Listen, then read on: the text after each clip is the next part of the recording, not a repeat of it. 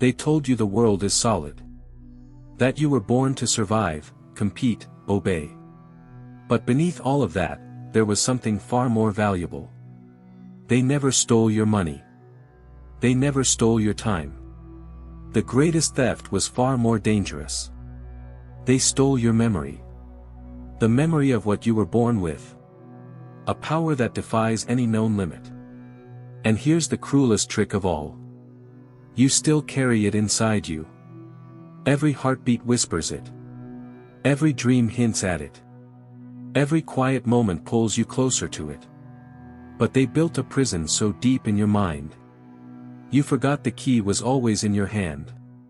Worse, you became the one guarding the walls yourself. Think about it. How many times have you silenced your own intuition? How many times have you felt a surge of possibility? Only to dismiss it as impossible. That wasn't you being weak. That was programming running its course. Because here is the truth they hoped you'd never see. The prison is not outside of you. It is inside you. And the day you see that clearly, the walls fall in an instant. Backhand index pointing right. If this resonates, drop a comment saying, "It made sense to me." And don't forget to like, share, and subscribe, because what you're about to hear will shatter the illusion forever. You obey rules you never questioned. You work at something you never truly chose. And you live in fear of being who you really are. From birth, you were taught obedience was virtue. Follow the system. Respect authority. Stay in line. Don't rock the boat. And when your child questions authority, you tell them to behave. When your friend dares to choose authenticity over security, you call them reckless. And when someone refuses the game entirely, you label them insane. Do you see it? Without realizing it, you became the guardian of your own captivity. This is the genius of the system. They don't need guards. They don't need chains. They don't even need walls. They only need you to doubt yourself. To shrink yourself. To believe that survival is the highest goal. And so you built your cage with invisible bars. Fear of rejection. Fear of failure. Fear of loss. But none of this was accidental. Every detail was designed to keep you small. To keep you safe enough to serve the system. But too afraid to serve your own soul. But no matter how tight the walls were built, something inside you could never be destroyed. Helena Blavatsky warned about it. Hermetic masters whispered it for centuries. Inside you lives a spark no system can extinguish. An indestructible force that terrifies those in control. And that spark is not some myth. It's your awareness. It's the current running through your nervous system. It's the fire in your breath. The electricity in your thoughts. The magnetism in your heart. They spent centuries distracting you with noise. Rituals, rules, endless survival games. So you would never stop long enough to feel it.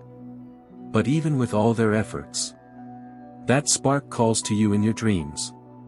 In your sudden moments of clarity. In that strange feeling you get when you just know something. Without being told. If you remembered what you were born with. If you saw yourself clearly for even one moment. This entire theater of control would collapse overnight. You've been told there's a conspiracy. Shadow governments, secret societies, hidden powers. But the deeper truth is more shocking. The conspiracy is not a group hiding in the shadows.